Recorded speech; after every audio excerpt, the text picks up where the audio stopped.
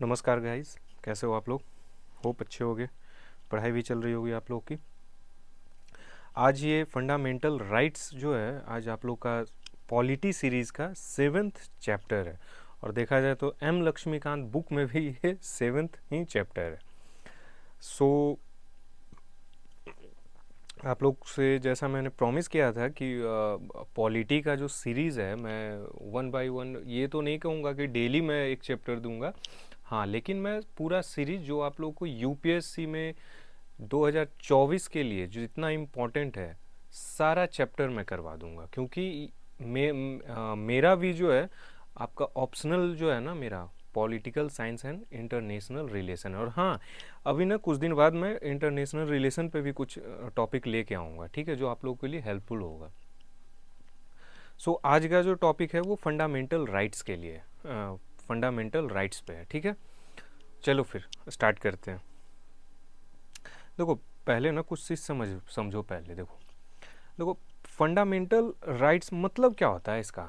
ये देखो कि बहुत लोग जैसे बोल देते हैं ना कि फंडा मेरा राइट्स है, मेरा फंडामेंटल राइट्स है, अधिकार है। पर पहले ये समझो कि इसका मतलब मीनिंग क्या होता है, ओरिजिनल में मीनिंग क्या है इसका। देखो, सबसे पहले तो इसको जान लो कि हिंदी में जो ना, इसको हिंदी वर्ड में अगर बोला जाए तो मूल अधिकार, ठीक है। फंडामेंटल राइट्स को मूल अधिकार, ठीक है। और इसको अपने,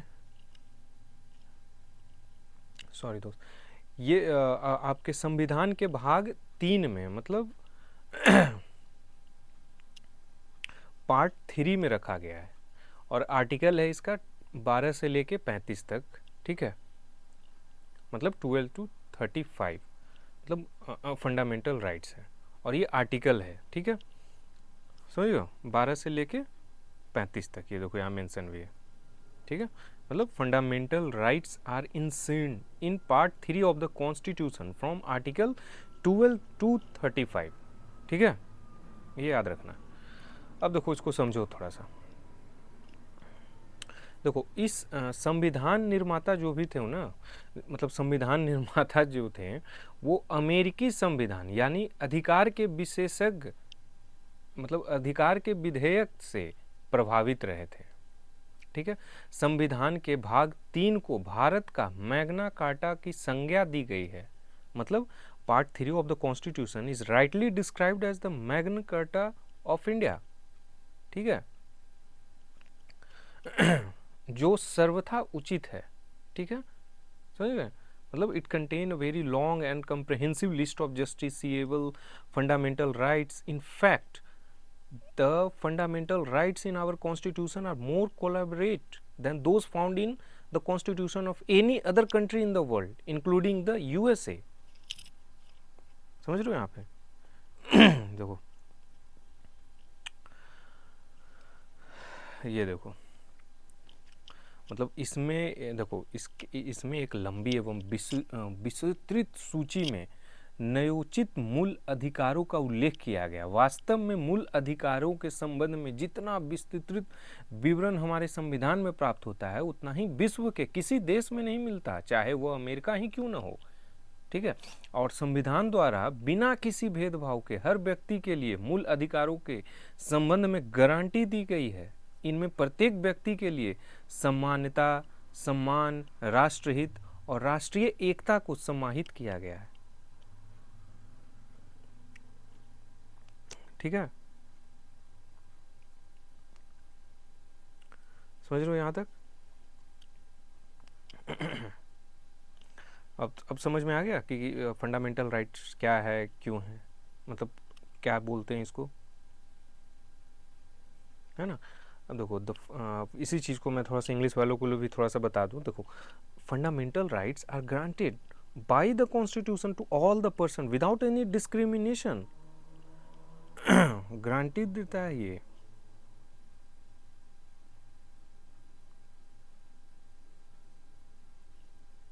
है ना, ग्रांटेड बाय द कॉन्स्टिट्यूशन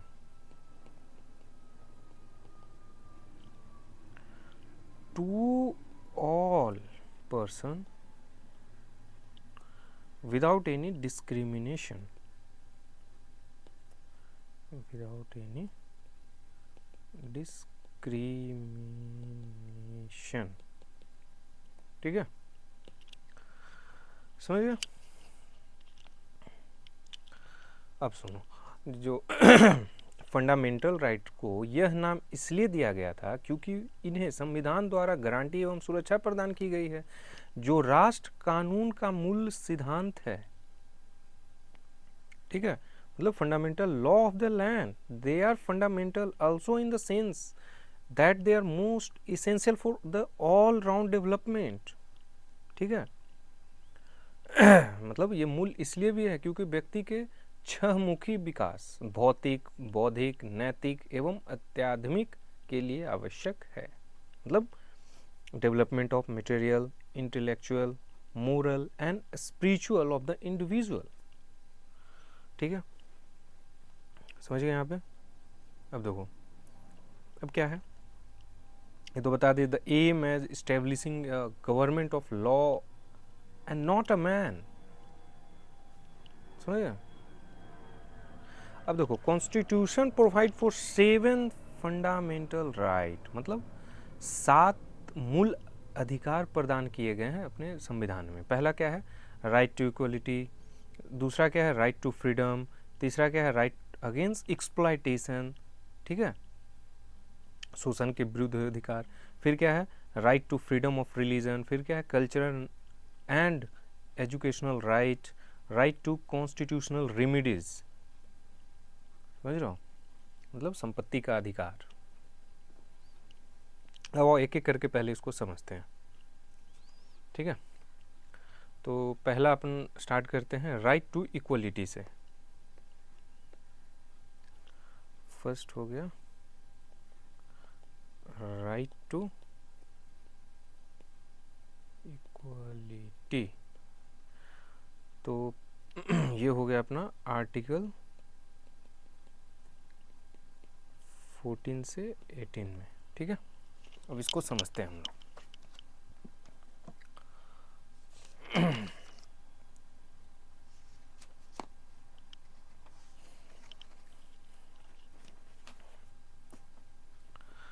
देखो, पहला क्या है राइट टू इक्वलिटी में, फर्स्ट क्या है, equality before law and equal protection of law, article 14 में है। ठीक है, आर्टिकल 14 में है, क्या है, equality before law and equal protection of law, मतलब विधि के समक्ष समता एवं विधियों का समान संरक्षण। समझ रहे हो,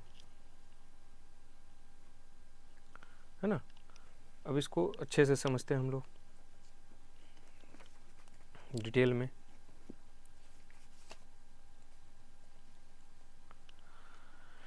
ठीक है,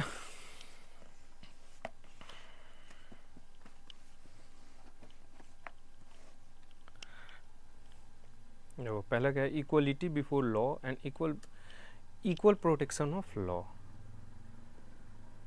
equality before law and equal protection, एक सेकंड, इसका थोड़ा कैपेसिटी जो है ना, इक्वल प्रोटेक्शन ऑफ लॉ। ठीक है, अब इसको समझो क्या है ये, पहले सुनना आराम से। देखो, आर्टिकल 14 में कहा गया है कि राज्य भारत के राज्य क्षेत्र में किसी व्यक्ति को विधि के समक्ष समता से या विधियों के समान संरक्षण से वंचित नहीं करेगा। प्रत्येक व्यक्ति, चाहे वह नागरिक हो या विदेशी, सब पर यह अधिकार लागू होता है। इसके अतिरिक्त व्यक्ति शब्द में विधिक व्यक्ति अर्थात संवैधानिक निगम, कंपनियां, पंजीकृत समितियां या किसी भी अन्य तरह का विधिक व्यक्ति सम्मिलित है। ठीक है, और ये समझो कि विधि के समक्ष समता, इसका मतलब क्या होता है, मतलब इक्वलिटी बिफोर लॉ, है ना, इसका मतलब क्या होता है। देखो, पहला, किसी व्यक्ति के पक्ष में विशिष्ट विशेषाधिकारी की अनुमति माने अनुपस्थिति दूसरा, साधारण विधि या साधारण विधि न्यायालय के तहत सभी व्यक्तियों के लिए समान व्यवहार। तीसरा, कोई व्यक्ति अमीर हो गरीब हो, ऊंचा नीचा, अधिकारी गैर अधिकारी, विधि के ऊपर नहीं है। फिर दूसरे संदर्भ, मतलब ये पहले संदर्भ में तो बताया था, अभी दूसरे संदर्भ में भी निहित है। पहला देखो, विधियों द्वारा प्रदत्त विशेषाधिकार और अध्यारोपित दायित्व दोनों में समान परिस्थितियों के अंतर्गत व्यवहार समता। दूसरा, समान विधि के अंतर्गत सभी व्यक्तियों के लिए समान नियम है, बिना भेदभाव के समान के साथ समान व्यवहार होना चाहिए। इस तरह पहला नकारात्मक संदर्भ है जबकि दूसरा सकारात्मक संदर्भ है। हालांकि दोनों में उद्देश्य में अवसर और न्याय की समानता है। ठीक है, समझ हो? अब देखो रूल ऑफ लॉ क्या है, मतलब विधि की शासन।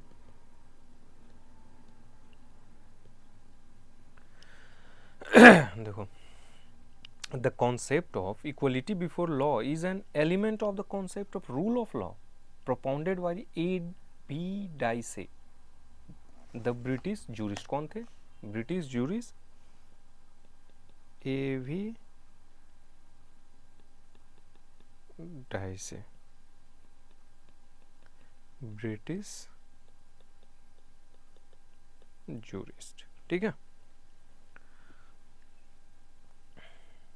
इन्होंने कुछ आपका बताए हैं, फॉलोइंग एलिमेंट्स हैं रूल ऑफ लॉ के, जैसे विधि के समक्ष समता अत्यावश्यक है। कोई व्यक्ति अमीर गरीब ऊंचा गैर अधिकारी कानून के ऊपर नहीं है, पढ़े हो।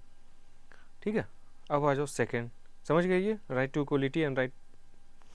अब इसमें दूसरा क्या कहा है,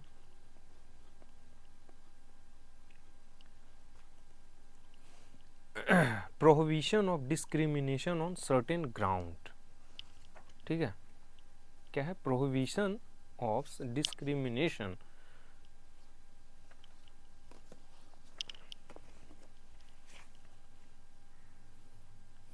ठीक है, ये समझना प्रोहिबिशन। और ये आर्टिकल 15 में है, ये भी मूवी भी आई थी, है ना।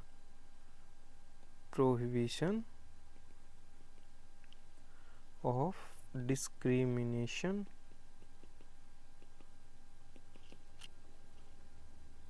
on ground of religion, race, caste, sex और place of birth, place of birth। ठीक है, अब इसका मतलब समझना।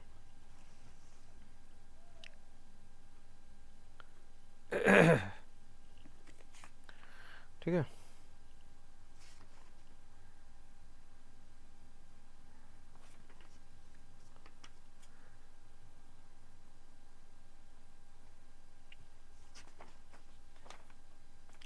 देखो इसका मतलब देखो, समझो पहले क्या है।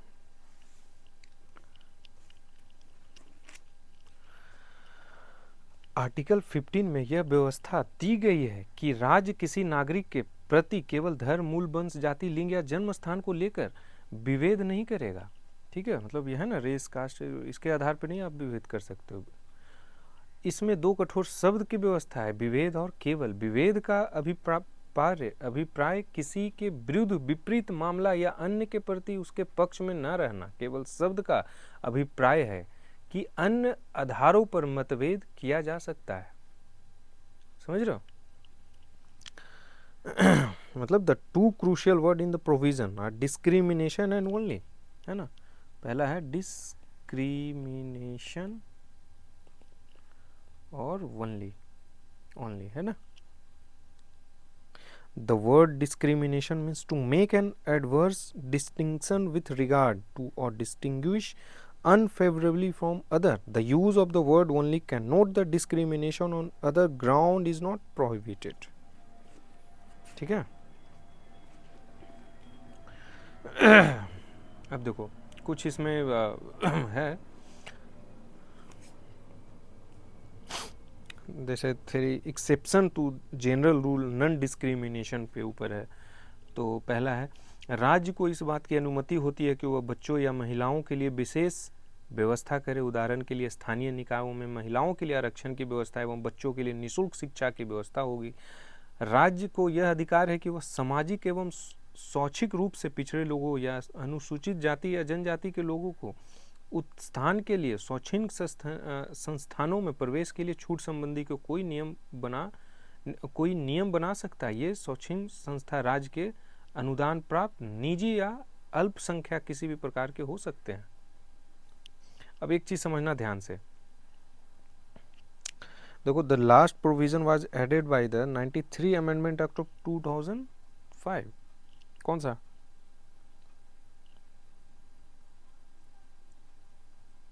कौन सा? ये वाला। राज्य को अधिकार है कि वह सामाजिक एवं शैक्षिक रूप से पिछड़े लोगों या अनुसूचित जाति या जनजाति के लोगों के उत्थान के लिए शैक्षणिक संस्थाओं में प्रवेश के लिए छूट संबंधी कोई नियम बना सकता है।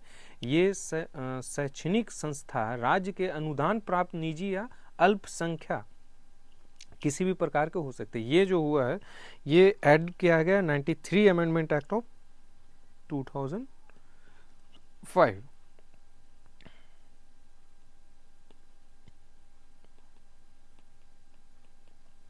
2005, ठीक है। अब आ जाए तीसरा अब है क्या है, equality of opportunity in matter of public employment, article 16। क्या कह रहा है?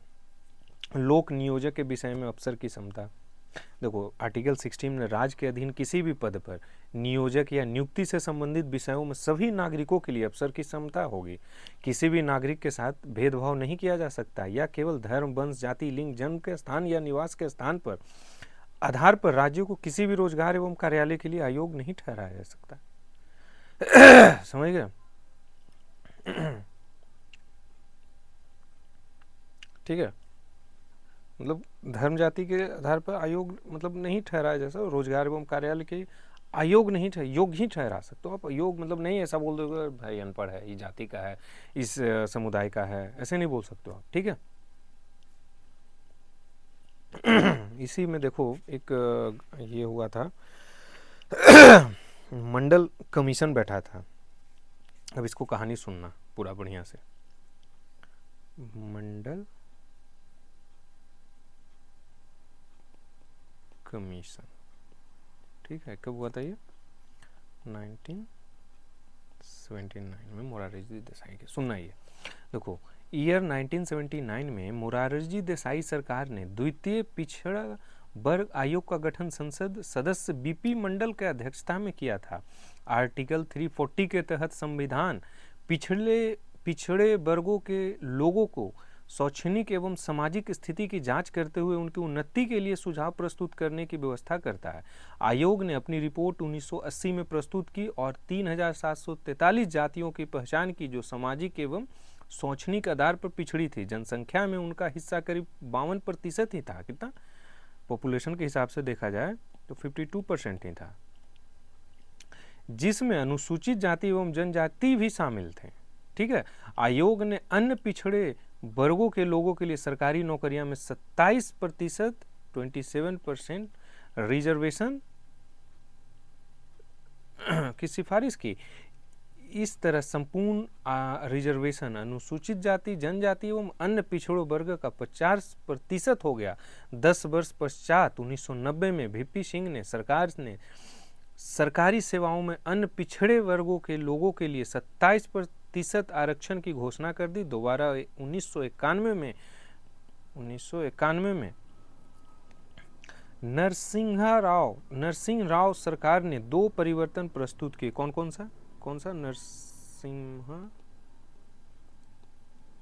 राव गवर्नमेंट। कौन सा? पहला था 27% में पिछड़े वर्ग के करीब लोगों को प्रमुखता जैसे आर्थिक आधार पर आरक्षण। दूसरा 10% का अतिरिक्त आरक्षण गरीबों के लिए, आर्थिक रूप से पिछड़े विशेष रूप से उच्च जातियों में आर्थिक रूप से कमजोर के लिए भी व्यवस्था था। याद रखना इस पॉइंट को, जो अभी ईडब्ल्यूएस पे जो अभी इतना जनरल वालों को जो मिल रहा है 10%, इस पे इतना बखेड़ा जो खड़ा हुआ है ना, तो ये अपना संविधान में सॉरी, ठीक है, मतलब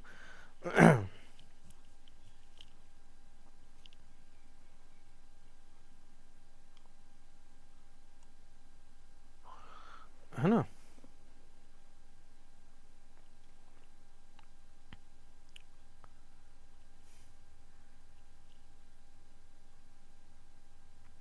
है ना, मतलब है ना, reservation for another 10% job for poorer, मतलब सॉरी सॉरी सॉरी सॉरी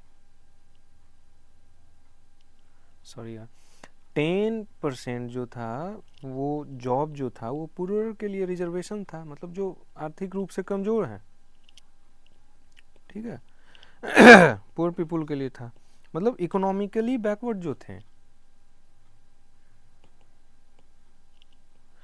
ठीक है,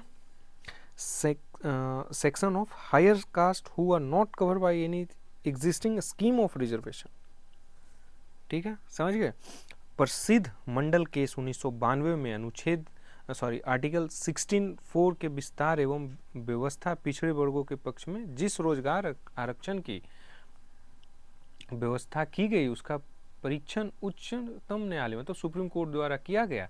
यद्यपि न्यायालय ने उच्च जातियों को खास वर्ग के लिए 10% आरक्षण की व्यवस्था को अस्वीकार कर दिया, फिर भी अन्य पिछड़े वर्गों के लिए कुछ शर्तों के साथ 27% आरक्षण भी संवैधानिक वैधता को बनाए रखा। तो ये कहानी थी इसकी मंडल कमीशन का, ठीक है। अब क्या है 17 में, evolution of untouchability and prohibition of its practice,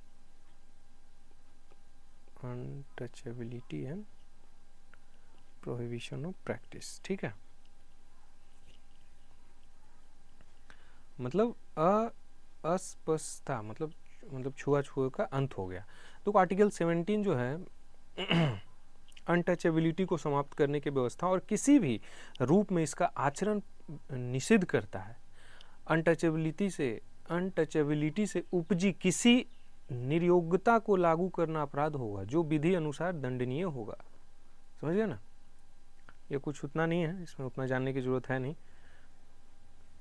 और ये हाँ थोड़ा सा ये जान लो कि 1955 में मूलभूत संशोधन किया गया है, इसको नया नाम नागरिक अधिकारों की रक्षा अधिनियम 1955 दिया गया तथा इसमें विस्तार कर दंडिक उपबंध का और सख्त बनाए गए अधिनियम में अनटचेबिलिटी के प्रत्येक प्रकार को समाप्त करते हुए आर्टिकल 70 में व्यवस्था सुनिश्चित की गई है, ठीक है।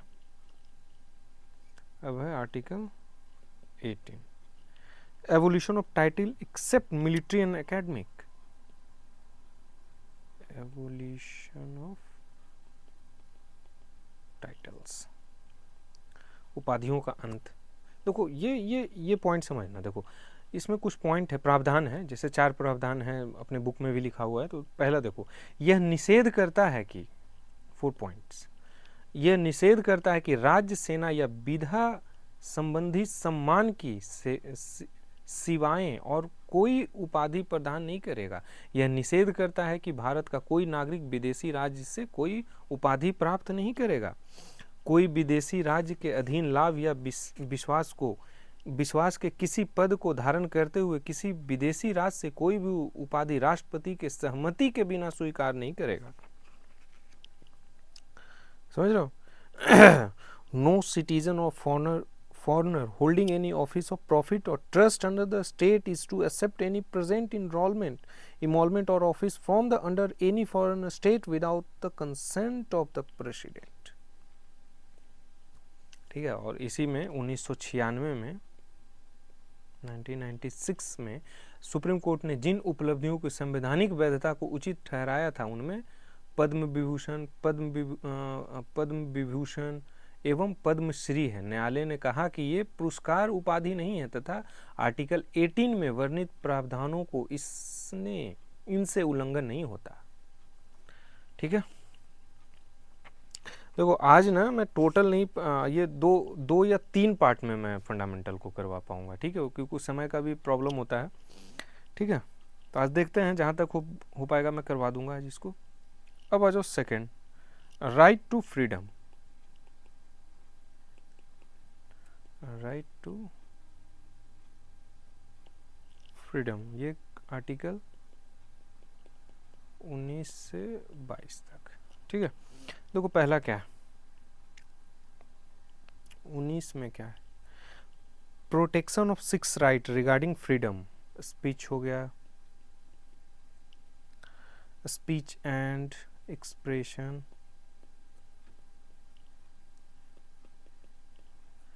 फिर हो गया असेंबली, एसोसिएशन,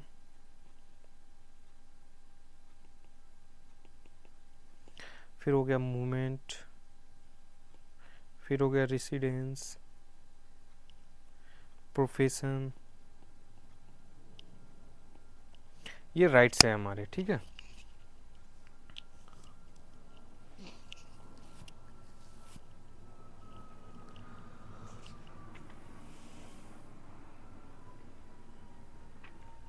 देखो पहला जो है,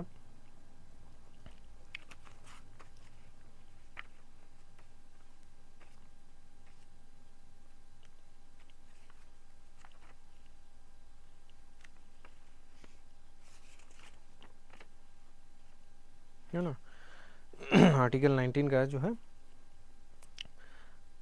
ना, तो आर्टिकल 19 ग्रांटी करता है to all citizen the six right there, right to freedom of speech and expression, right to assembly peacefully and without arms, मतलब असेंबली में आप जाओ बट विदाउट आर्म्स का, राइट टू फॉर्म एसोसिएशन और union और cooperative society, right to move freely throughout the territory of India, ठीक है,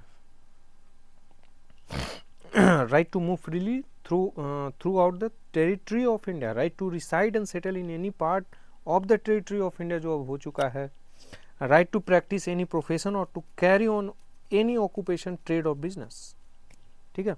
article 19 contains several rights but the right to acquire, hold and dispose of property was deleted by the 44th Amendment Act of 1978, समझ रहे हो? समझ गए? जहाँ नहीं समझ आया कमेंट कर देना यार कि नहीं आ रहा है, ठीक है। सॉरी यार, थोड़ा सा गला का प्रॉब्लम है।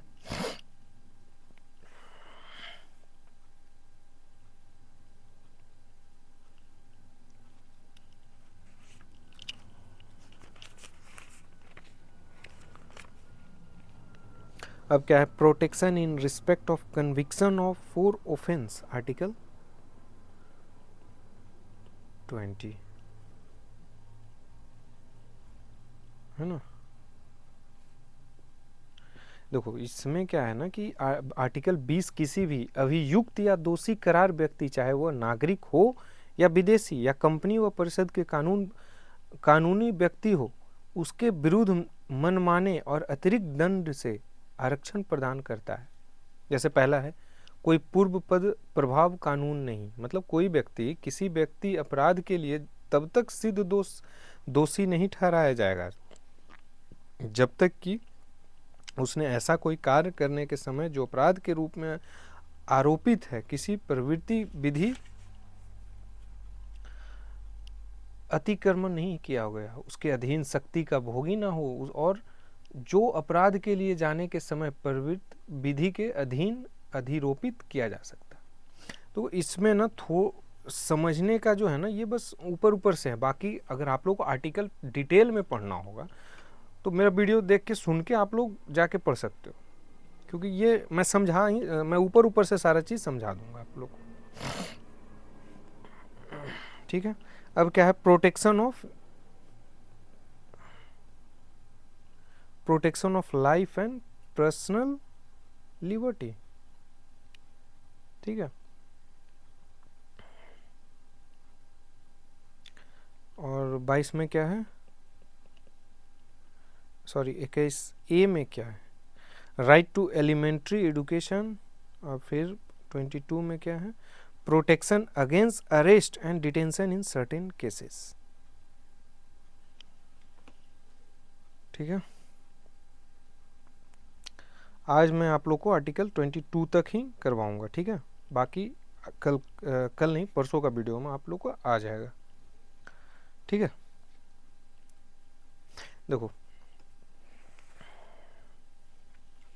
देखो सिंपल सा है राइट टू फ्रीडम में।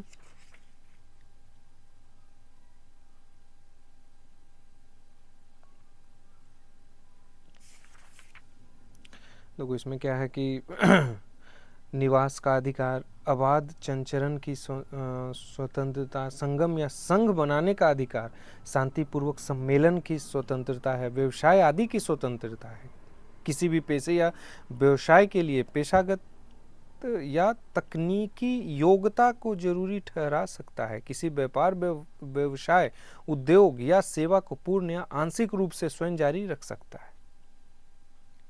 ठीक है, अपराध अब क्या था,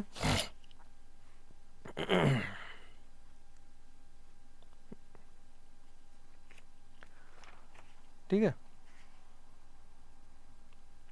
अब जो है आगे यहाँ तक आप लोग समझ गए ना अच्छे से। अब 23 टू 32 लास्ट तक मैं परसों आप लोग को दे दूँगा। ठीक है, तब तक के लिए